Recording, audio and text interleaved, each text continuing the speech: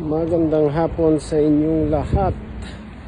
Nandito nga pala tayo ngayon sa ating first task unloading, which is dito yan sa Hungary, guys. At nakapag-registered na tayo dun sa registration office at waiting tayo a call from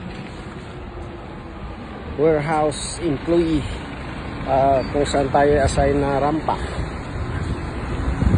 So nandito tayo ngayon sa company parking, guys. So habang naghihintay tayo, kain muna dahil gutom na ako. Hindi pa kumain simula na umaga. Medyo diet tayo ngayon kasi medyo tumaba na tayo, guys.